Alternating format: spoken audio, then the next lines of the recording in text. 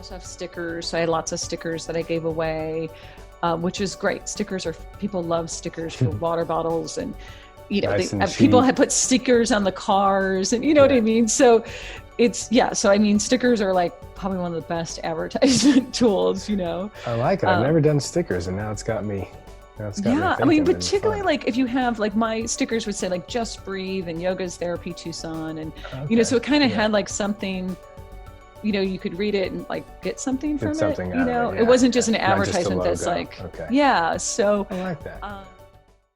All right, we are rolling. Thank you so much, Jaimie, for joining us. How's the weather in Arizona? actually, it's cooled down here. So the other Same here. morning, I do outdoor sessions Uh-huh. at 6:30 in the morning, and I was actually chilly for the That's first time awesome. in a very long time. I wore a hoodie yesterday, and like last week, it was way over 100 here in Austin. So I did, when I was like, oh, she's in Arizona, I would ask about that, see how it's gotten for you guys. So, well, welcome, and thank you for taking the time. And I've seen your name a few times through the years. We've connected a few times online, and the yoga therapy practice you have is it sounds really, really interesting and cool, and I think it's going to make for a great learning experience for others and how you've done this. So why don't you give us a little background on yourself and what kind of brought you up to the point of starting your practice, which was way back in 2011. So close to 10-year Right. mark. Yeah. So I graduated PT school in 2005, and I took on a job in an outpatient clinic. And I was just at that point just practicing yoga tapes. I was introduced to yoga about, I think I was like 19 or 20. And when I went into the traditional setting, I would start to bring in some yoga poses or yoga breathing or doing some flows between exercises, and found that to be really interesting, and actually attended a teacher, what I thought was a yoga teacher training. But it was actually a teacher intensive in Chicago.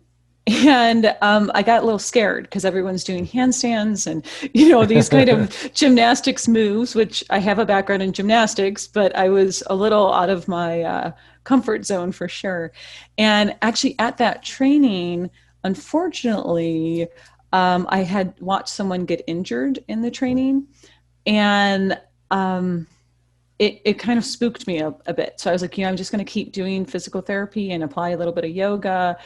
And eventually ended up doing some traveling PT for a while, and then settled into Tucson and did a yoga teacher training here in Tucson. And with the pushing of my husband, he said, you know, you can combine the two, you know, yoga and physical therapy together, and give that a try. And I was remembering about, you know, the injury, and also just going through teacher training, and seeing that there's an aspect like of knowing more anatomy that would be important for yoga teachers, and understanding injury and understanding how to prevent injury. And so I developed at that point a practice called Yoga Therapy for You, is what I called it.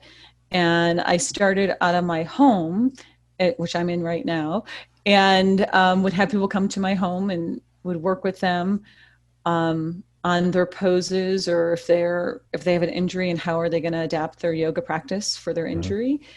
And eventually moved out of my home to another setting. And at that time, I was working per diem at a hospital, and, you know, had a flexible schedule. So I was working like 4 days a week, and then I would teach, you know, on Wednesdays, and then see clients. And it was a very slow start. It was all cash based. And it took a while to get, Tucson's a city, but it's also a smaller town atmosphere. So it took a while to kind of get my name known in the community. So I taught lots of workshops, and helped teach some anatomy and some teacher trainings to get my name out and about. And eventually I opened up a yoga studio, and I recently closed it actually in October. And now I'm back to working one-on-one with clients in a couple different settings, you know, outdoor, indoor, and then telehealth as well. Okay, wonderful. So that was when you started in your home. That was back in 2011, and it started as a side hustle. How long was it just a side hustle, and you were still, doing per diem or other work, and before you kind of made the leap to full time in it? Let me think here. So I ended up quitting my full time, or I would say like 3 day a week, 4 day a week per diem job, probably about a year and a half in. Okay. I then also kept my foot, I was, excuse me, working for hospice for a number of years, or Wow. for a year, I should say, Mm-hmm. which was literally one client or two clients a month. So it was a Mm-hmm. very sparingly, but it was for me, like a mental way of still being in the traditional setting. Mm-hmm. There's a lot of, for me, emotional and mental work around, okay, I'm going to do this. I'm going to do my own thing. I'm not going to be in traditional setting anymore. So it took me a little bit of time Mm-hmm. to be okay with that. Wow. So So I what? was full time probably in 2013. Okay, very good. So hospice PT, that's not something I've come across much. I mean, I know maybe it's not necessarily related to, the business side of things in this podcast, but I'd love to hear more about your experience with that. Yeah, so one of my clients was a hospice nurse, and she had said to me, "We're actually looking for a PT for hospice." And I inquired, and it was obviously home visits, and my job was to set up an environment that was safe for the patient and for the family. And for example, one of my clients was a gentleman who had ALS, and he was wheelchair bound. He was still able to use his upper body and help a little bit with transfers. So my job was to let the family know these are some changes you need to bring into the home in preparation as he starts to decline. So right now your bathroom isn't really set up for a wheelchair, so we need to figure that out. Or his bed wasn't a high-low bed, so we need to get him a high-low bed. So it's really about at that point about problem solving. We had another patient who broke her hip, and they weren't going to do surgery on her hip. And so my job was to come in and let them know what they could and couldn't do with her. So it was a lot of, it was kind of like triaging in a way, Mm-hmm. Yeah. Some of it was really interesting. I'd work with clients and just give them exercises to do, like bed exercises, like I would like a home health Mm-hmm. PT, like if they were, post-op or something. Yeah. And some Yeah. of them got better and actually got off of hospice. Oh, wow. So it Wow. was a really interesting, this is going to sound weird to say this, but it was a relief from Mm. the traditional setting in a way, because we all agreed upon the outcome. So Mm-hmm. there was no argument about, it was just what's best for the patient Mm-hmm. always when you were in hospice. But it was also really sad because I would see a person who I knew was going to die, Yeah. and it Yeah. was like, as a PT, you're kind of taught people are going to get better and you're going to help Mm-hmm. them get better. And it was, yeah, it was, there were aspects of it that were really rewarding and aspects of it that were emotionally Yeah. challenging. Yeah. One of my, PT school, what do you say, internships, rotations, whatever, was in pediatrics, which I've always wanted to do manual therapy, but I've always loved kids and enjoyed doing peds shadowing. And so I was like, yeah, I'll do a peds, rotation for my neuro. And it ended up being inpatient at a hospital that it's like all the kids in the area that have cancer are at. Wow. And like, of course, like the three or four that I fell most in love with, like three of them passed, then or right after. And I was like, man, this is, any providers that are working in that realm, hats off, as I couldn't handle that. But it was a good experience, all for sure. But it was, I hear you on that. That's tough. Yeah. So as you kind of year and a half, 2 years into it, you're able to go full time. It sounds like were you utilizing, an interesting question kind of popped up in my mind in that as a PT using yoga, you could probably market to yoga professionals and saying, hey, if someone's hurt, I understand what they're going through and I can help get them back to you, paying you money for your services. But then you also then at some point shifted into having your own studio, right? So was there were a lot of your referrals at that point coming from yoga teachers? And if so, how did that affect, your referrals when you open your own studio? And this came up actually in my mastermind group the other day, where someone was talking about incorporating other services, and they're like, yeah. And someone else was like, I'd love to look at that, but at the same time, personal trainers are like one of my best referral sources. If I start offering that, then what does that do? Is there an ROI on that shift? So can you tell us about that when you open your studio? Yeah. So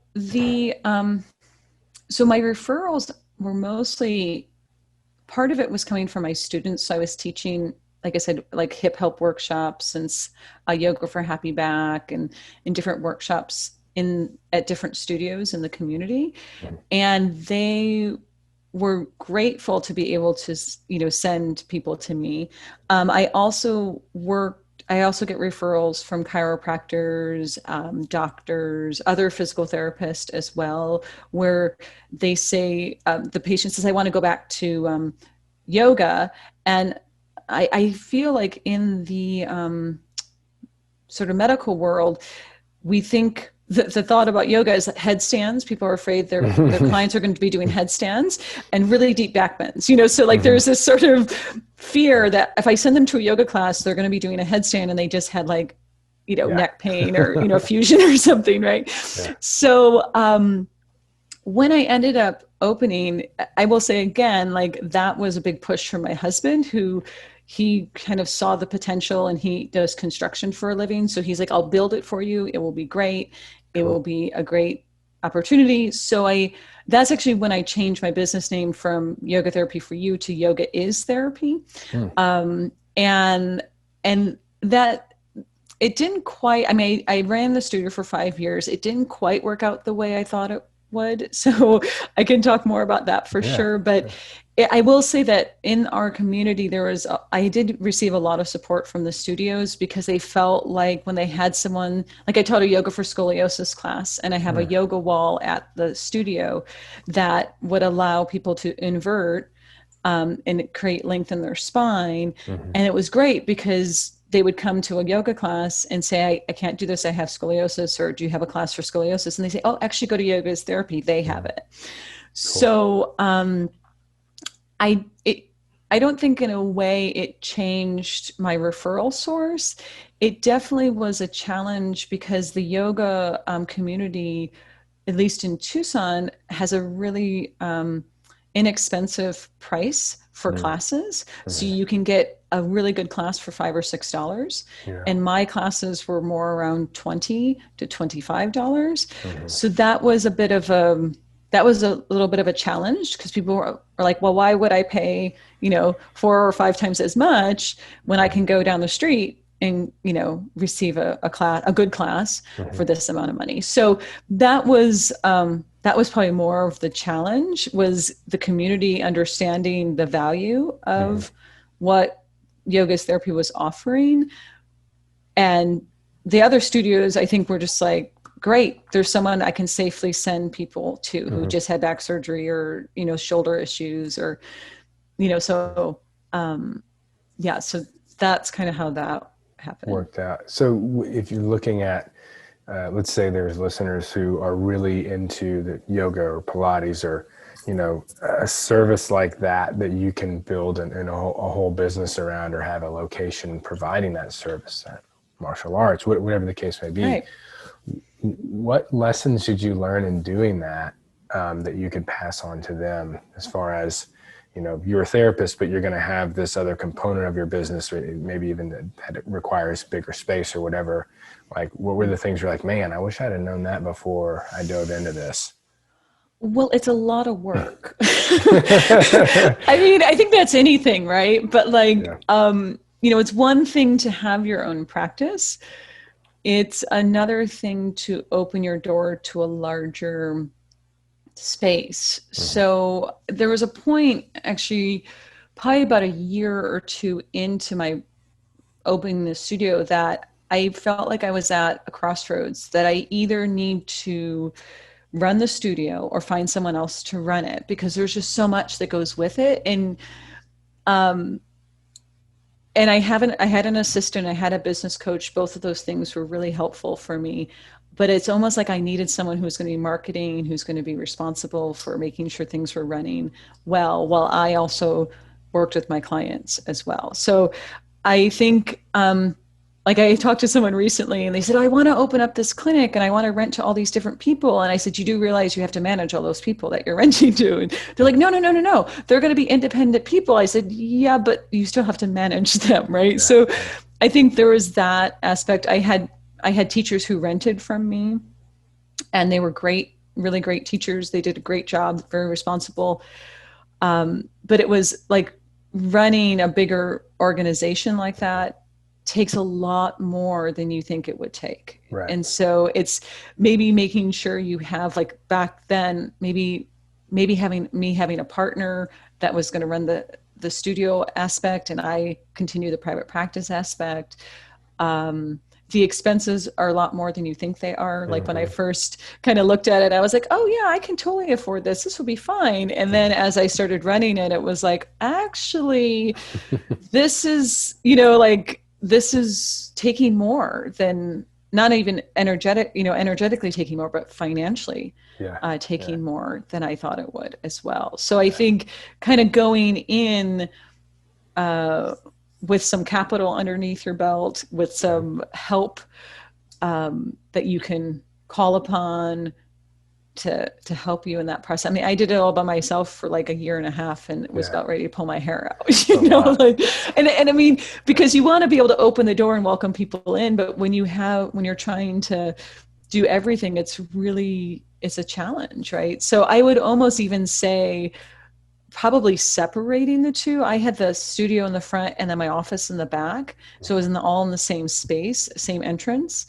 At some point I had to put in a like entry keypad to come in and out, because I was just having people wanting to stop by and learn about the studio, but I'm in the middle of a session with someone. Right. So Yeah. it might be easier, if you're going to do that, to have a separate space Okay. completely, like its own. Here's the studio over here at this address, and then Mm-hmm. here's your office over here, maybe close by, but not the same entrance, not the same Interesting. Okay. building. You know what I mean? So, Yeah, totally. Those are great. I mean, anyone looking at doing this, I'm really pumped that I asked that question, because that was some really good stuff to consider.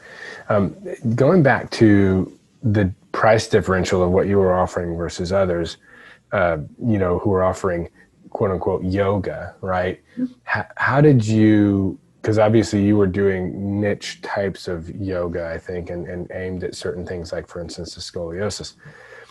How did you overcome that big of a price differential? What did you feel like was, was successful in filling those classes that were truly different, but how'd you convey that such that they're willing to pay, 3-4 times more to work with you?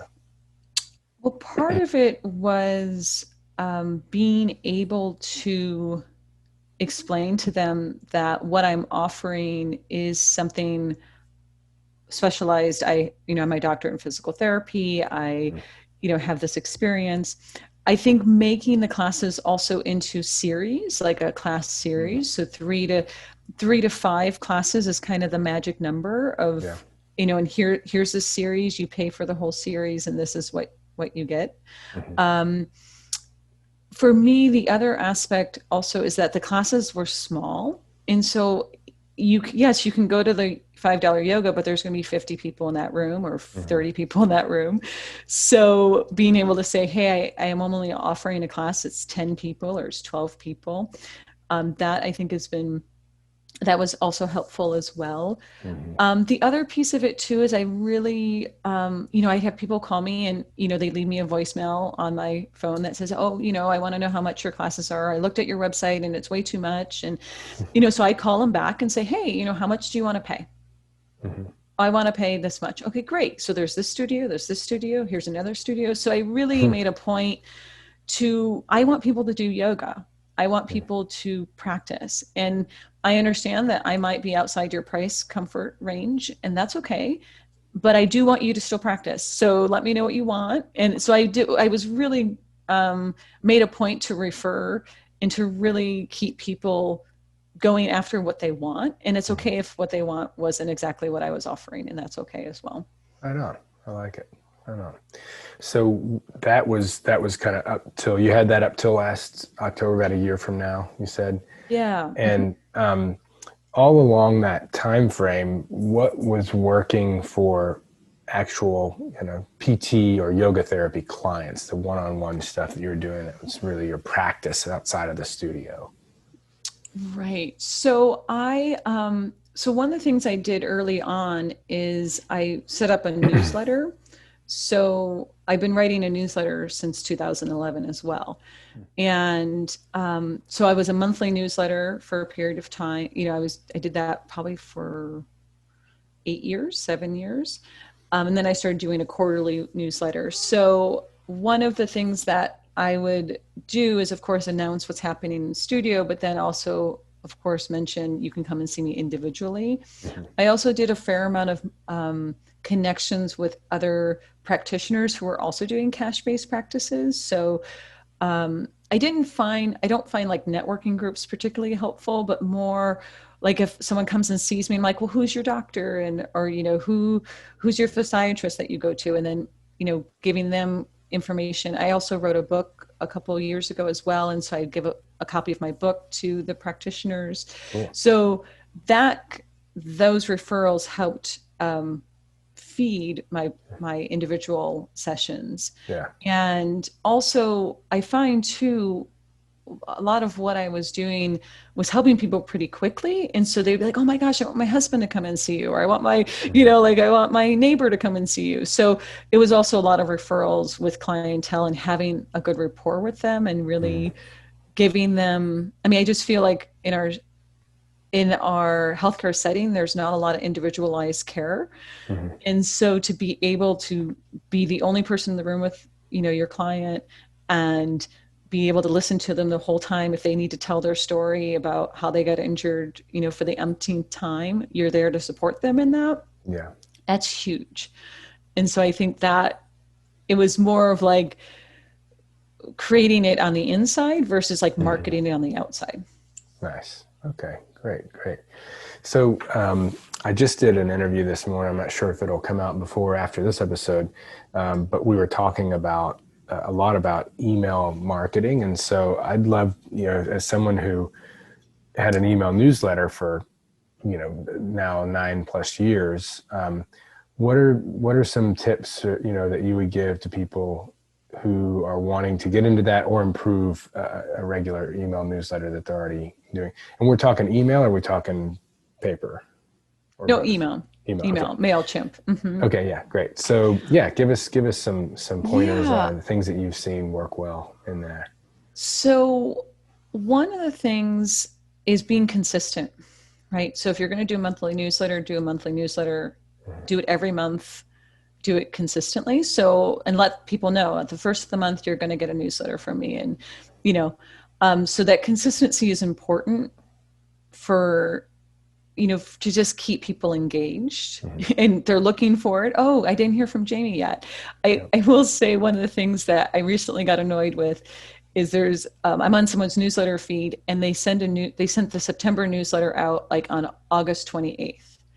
Okay. And I was like, no, it's September. So send it out sometime in September. And they keep doing this, So meaning I think like those things matter, right? It matters if you're saying it's September and you're sending it in August.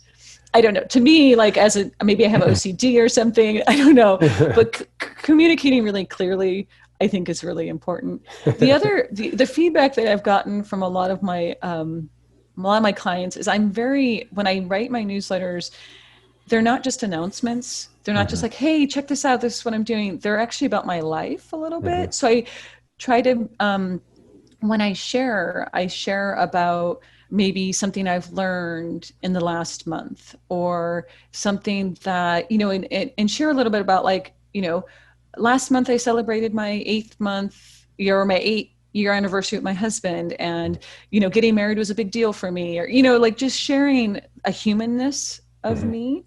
I've made several mistakes in the newsletter. Like one time, I don't know, I think it happened twice, where we accidentally put the wrong code in. So instead of it saying like greetings, Jarod, it said like greetings test name or whatever, Right, yeah, like it said like uh-huh. the code. Yeah. And so I use that as an opportunity in my next newsletter to say, hey, I learned from this mistake. It was a little one, but let me tell you, so like really just showing a human side instead of just a generic or sort of a like come to my space, right now kind of thing, but more just kind of showing that you have a human quality that people can relate to. Great. I think that's been a big part of it. That's huge. That's really, really great advice. I like that a lot. Yeah, it's always like you send out an email, especially if it's going to hundreds or thousands of people, and like you see some mistake that you or a staff member made, you're like, oh my God, it just said hello first name. To thousands And of your people. immediate response was like wanting to correct it, right? You're like, oh my God, Yeah. correct this. Yeah. And Or why like not just a link that was, broken, and you're like, oh my God, I just went to thousands of people, and, and then you gotta like, be like, okay, here's the corrected link or whatever. It's like, oh, it's a bummer. Yeah. I mean, and just knowing those things happen, like, it's just a part of that, right? It's a part of, you're not going to get it perfect every time. Yeah. And so, so I really try to make sure that, I want to make sure that my clients and the people who read my newsletter know that I'm a human being who makes mistakes, and, who struggles with stuff, and, that I don't just have it all figured out. Right. So perfect. And so, it sounds like connections with other providers has been really important. The newsletter, email marketing. Have there been other areas that you have seen a lot of success with your cash practice? Other types of marketing or outreach? I did do part of some of the work that I did do was I went to like the Jewish Community Center here in Tucson, and I taught some classes there, which was also really great.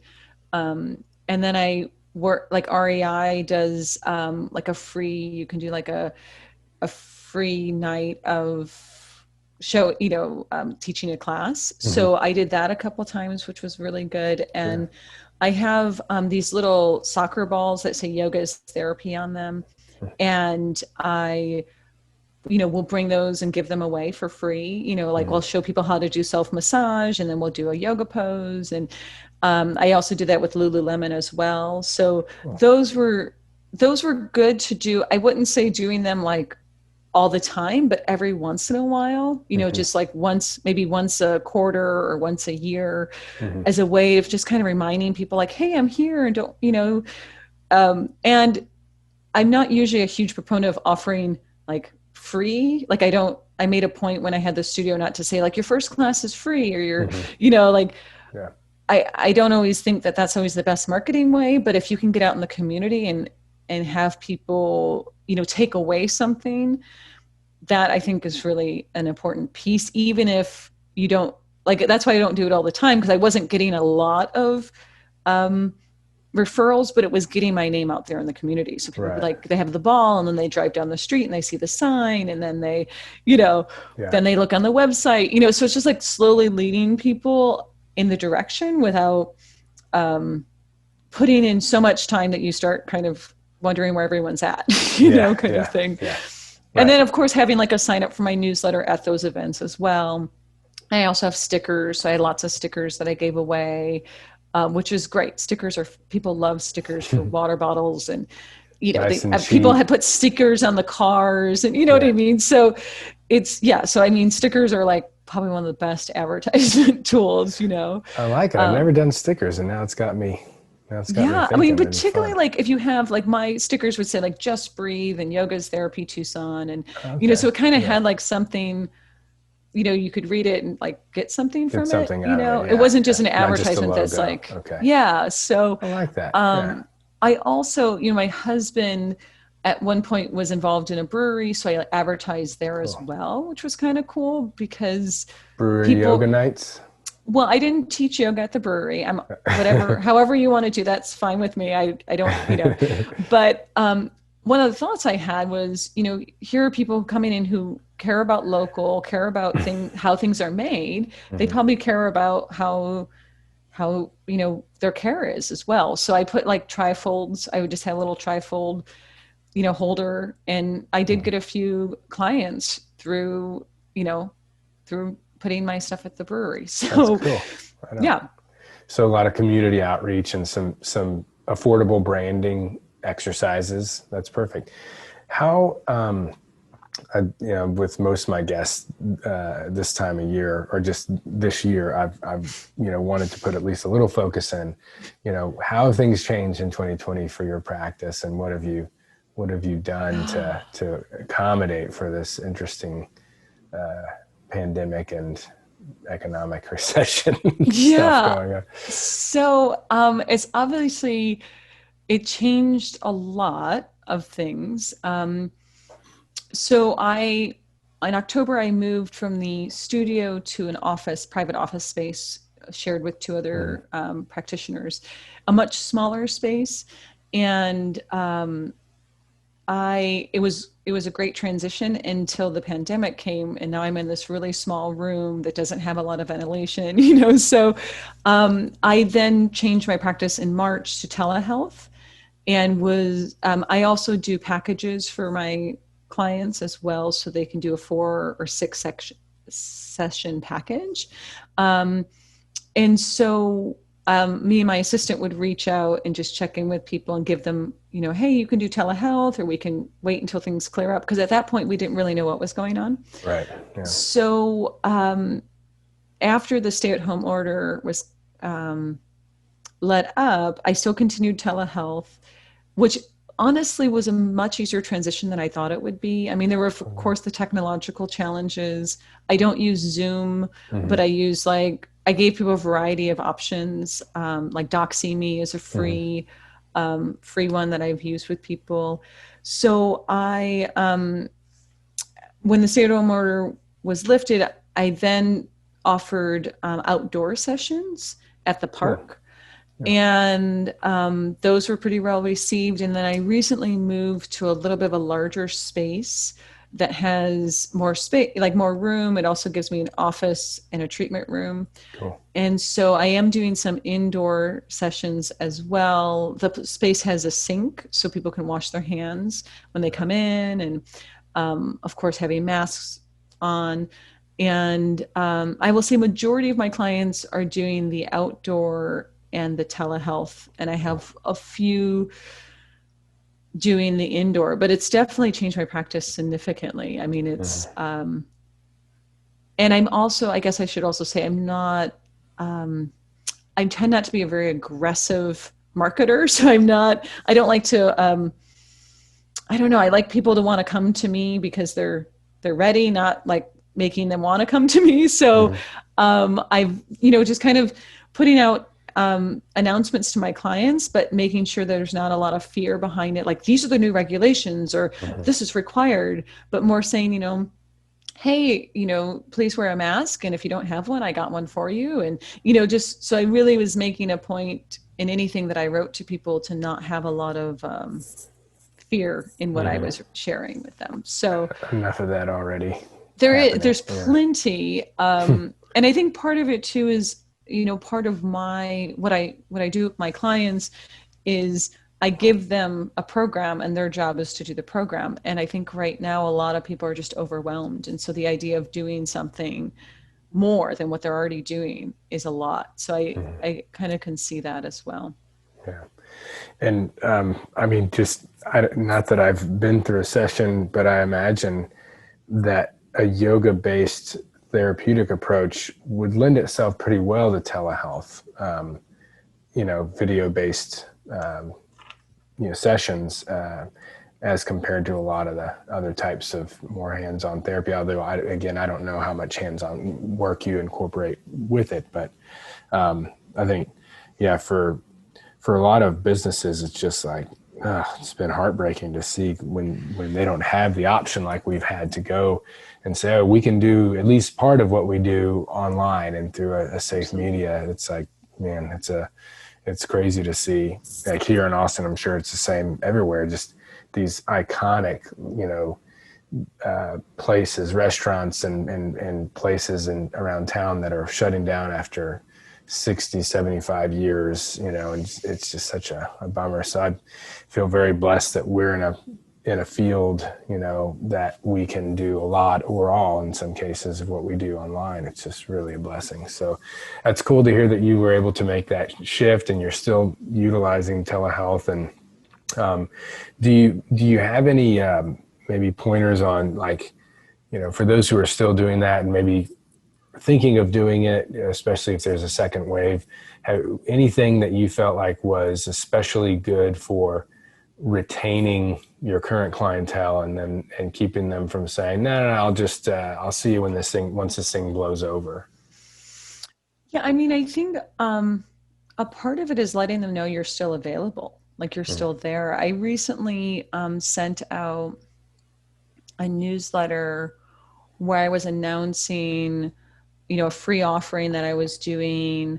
My husband also opened up a cidery here in Tucson, the first cidery in Tucson. So I mentioned that. And then I mentioned there was like one other little thing I think, that I mentioned. And so the title of it was, remember to celebrate, and, just kind of, something positive, not too positive, but just like, here's some good news, and that was like the most opened up newsletter I've had, of just letting people know I'm here, there's no pressure, but I'm here if you need something, or here's a resource, or here's, kind of giving people and, letting them know you're there without bombarding them with too much. Right. So like right now I do quarterly newsletters instead of monthly. So this one kind of went between my two quarterly newsletters. So I think it was just kind of like, oh, Jaimie reached out, I wonder what's going on. So I think, yeah. So, I mean, but yeah, they're like, wait a minute, something must be going on here, but it's not September yet. It's not. Yeah, exactly. So I think, so that was really, I think that's been a helpful piece. And then I also just reach out and check in. So I have, a pretty intimate relationship with my clients that I can reach out and just say, hey, been thinking about you, and not like just wondering how you're doing.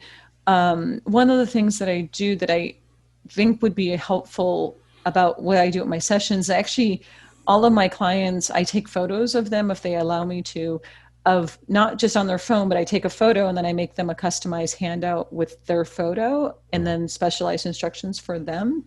So that kind of personal accountability piece of like, oh, that's me in that photo. I remember doing that, kind of thing. So I think it's really, instead of doing generic something, but reaching out also individually with people and just checking in with, how they're doing, and that's an important piece as well, even if they're not ready yet. And that's okay. Whenever they're ready, That personal check-in is huge. We still have people on our list that they're, they're high risk, and we know that they've said, I need hands-on. I don't want to do telehealth, but I ain't going to come into the clinic, as long as this is a risk. So we have a few of those still that we just have our regular check-in. I got to, get on the phone and just say, hey, just checking in, just seeing how you're doing. And I know that eventually, that'll pay off when things blow over, they'll be back. Right. Sure. Well, I mean, I think that's the magic, I guess, of cash-based, is that I feel like the ability to connect is more, I don't know, like I felt like in the traditional setting, it was very, there were so many people, I mean, of course I connected with my client, my patients, but there was just so many. And now I feel like I know my clients really well. And I can say, hey, like how, I was thinking about your mom. Is she okay during this time? And, like where we can really get to know our clients. Yeah. And it's okay to be able to like it doesn't feel weird for them to hear from us in Right. that way. You know what I mean? So Exactly. Because we're like in a clinic, you talk to the receptionist and, and I mean, I have an assistant and she's amazing. And she's been she fields a lot of the inquiries about sessions. But once someone gets beyond, once someone has a relationship with me, then it's a little bit different, right? In that way. Yeah. It would be like in most of your traditional insurance-based clinics, like to get a call from your therapist or your provider would be, it's like, what you mean you're not calling for a specific, you're just calling to check in? That's okay. Yeah. Well, Yeah. wow. Cool. Like we're that way. Yeah. Yeah. So, well, very good. I mean, it's been great. You're almost at the 10-year mark, and you've done really, really well. It sounds like with building a very loyal clientele, and I can see, and those listening to the podcast can hear why for sure. So, is there anything that we didn't mention that would be good to maybe leave? Any final thoughts of those thinking about going into private practice, cash-based practice, or even, considering like a niche like yoga or Pilates or something like that, if we haven't brought up any parting thoughts? Well, I mean, I think, and I mean, I would kind of love to hear your thoughts about this as well, but what we're doing is kind of a vulnerable process. And so, I think in the beginning, I thought, at least when I started my practice, I enjoyed what I did when I was with my clients, but telling people what I did, like particularly when I still worked in the traditional setting, they're like, so you're going to quit and do what exactly? So meaning, I think it's a couple of things are important to have, like a support base. So I have an extremely supportive husband and very supportive friends that have helped me along the way when I have my doubts or my fears, right? And so I think when thinking about doing it, you're not alone in the process, right? And so to find, if you're not finding people who really get it, seek those people, and having your podcast is a great way to build the confidence, but also having someone you can call and say, oh my gosh, I'm really nervous. Whatever's happening. So I think having that support and also knowing when you need help and asking for it. You probably, if you are desperate for it, you probably needed it 6 months ago, right? Yeah. So meaning almost like when you're doing it, being prepared to be thinking, okay, when I do this, I'm really going to probably need someone who's an assistant, or I'm going to need someone who's going to manage this, or, I might need a business coach, or I might need a guidance. And I think a business coach, and I know you're doing some of that work as well, is priceless. It's like, it's so important to have an objective, experienced voice when you're navigating through this, and to really make it personalized to you, not just a generic, oh, this is what everyone does, but more like, what do you want to do? Yeah. Because you can really make it your own. Absolutely. Well, awesome. This is just another episode full of actionable ideas and things that have worked in a now very, as far as cash-based practices go, there's not a whole lot of them in the 9-10 plus year range. So congratulations on being one of those, and well done there. And thank you so much for taking the time out of your schedule to be, informational and inspirational for all of us. Great. Thank you so much. It was a joy. Thanks for listening to this episode of the Cash-Based Practice Podcast. If you liked what you heard here today, we have some extremely important things we want to send you. First, a quick start guide to cash-based physical therapy and Medicare. This free ebook will provide the primary rules and regulations surrounding this confusing but important topic. Secondly, we want to share with you the 5 characteristics common to all successful cash-based practices. Find out the vital things Jarod has learned from years of interviewing cash practice owners and running his own successful cash practice. As one of our listeners, we want to give you all this information absolutely free. You can get it right now by going to drjarodcarter.com/success. Again, that's drjarodcarter.com/success. Go there now to get your copies, and we'll see you next time.